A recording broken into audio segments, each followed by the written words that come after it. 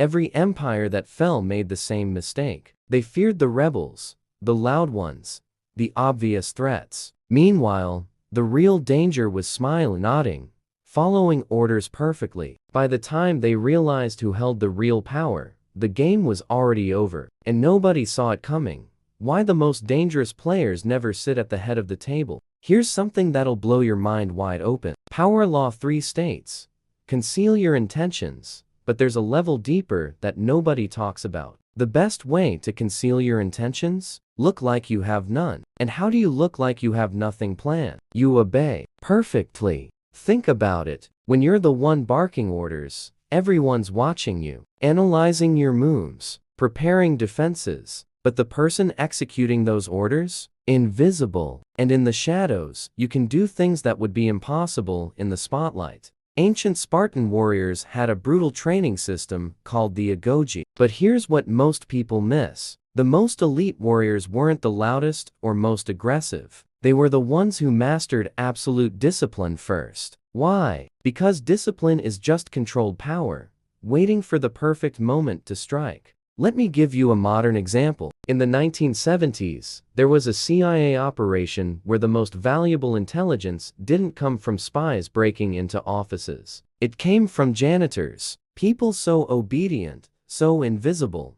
so harmless that they had access to everything. Trash bins full of classified documents, offices left unlocked, conversations held openly because who pays attention to the cleaning crew? That's the paradox. The more you obey, the more access you gain. The more you submit externally, the freer you become internally. Because you're not playing their game anymore. You're playing yours, using their rules as camouflage. The samurai understood this through Haijoshin, the mind of constant stability. Even when serving a lord, the warrior's mind remained his own. His sword belonged to his master, but his strategy? That was private, hidden behind perfect obedience. Look at your workplace right now. Who knows more secrets? The CEO everyone watches, or the executive assistant everyone ignores? Who understands the system better? The manager giving orders, or the analyst quietly documenting every pattern? Obedience isn't weakness, it's reconnaissance. And reconnaissance wins wars before the first shot is fired.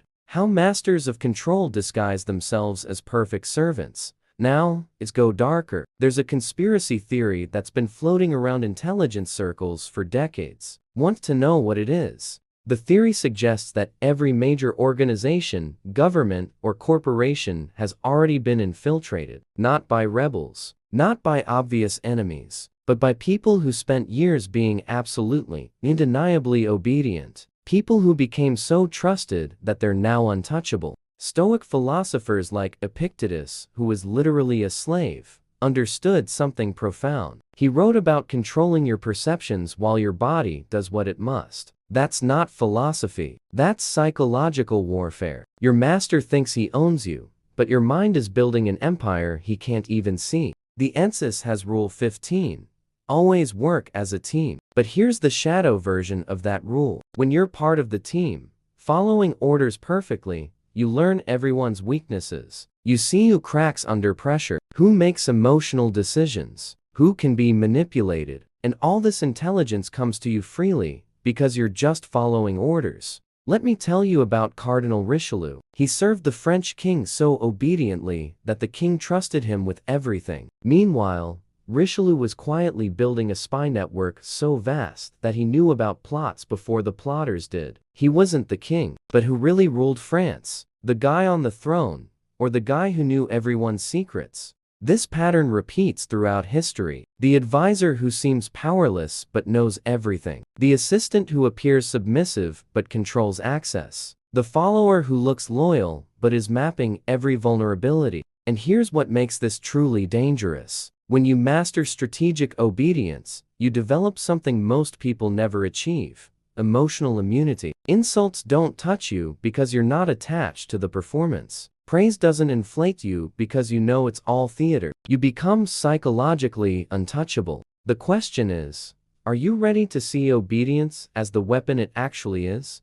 The dark secret behind every revolution led by former servants. Let's talk about something they don't teach in history class. Almost every successful revolution was led by someone who spent years serving the system they eventually destroyed. Coincidence? No strategy. Before Napoleon became emperor, he was an artillery officer following orders. Before Stalin ruled the Soviet Union, he was a seminary student and party organizer. Before Octavian became Augustus Caesar, he was just Caesar's obedient nephew. See the pattern? Power Law 48 says, assume formlessness, but before you can be formless, you must first appear to have a very specific form. The form of a servant, a follower, someone who fits perfectly into the existing structure. Only then can you reshape that structure from within. The samurai code included makoto, complete sincerity, and truth. But the tactical application was more nuanced. Be sincerely committed to your role while privately pursuing your purpose. This isn't hypocrisy, it's warfare.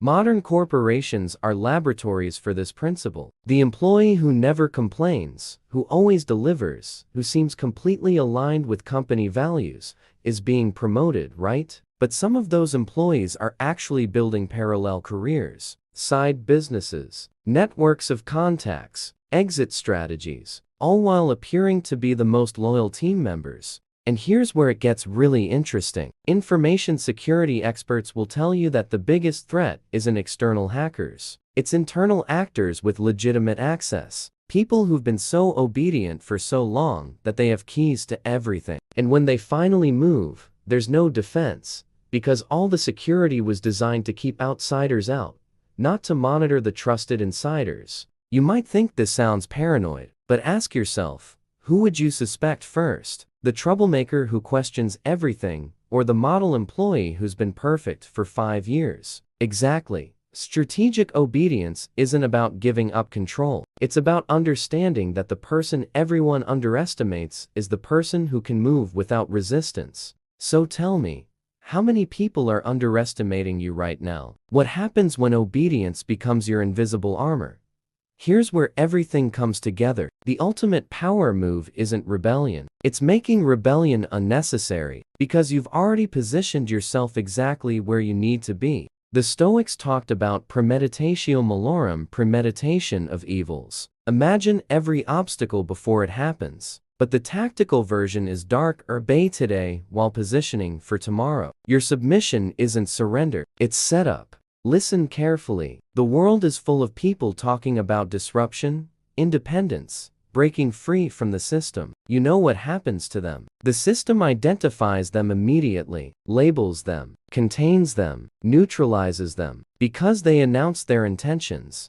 But you, if you truly understand this message, you'll do something different. You'll become more reliable, more helpful, more trusted. And while everyone's watching the loud rebels, you'll be quietly removing every pillar holding up the structure you want to change. Not through force, through understanding gained from years of perfect access. Throughout history, the masters of strategy knew this. Chanakya, who shaped ancient India, started as a humble advisor. Talleyrand survived multiple French governments by appearing to serve whoever was in power. Robert Moses never held elected office, but controlled New York City for decades through appointed positions nobody paid attention to. They understood that real power isn't loud. It's inevitable. It doesn't announce itself. It simply becomes the only option left standing. So here's my final question for you. Will you keep confusing obedience with weakness? Or will you start seeing every "yes, sir" as another chess piece placed? Every order followed as more intelligence gathered? Every moment of apparent submission as deeper integration into the system you're learning to control?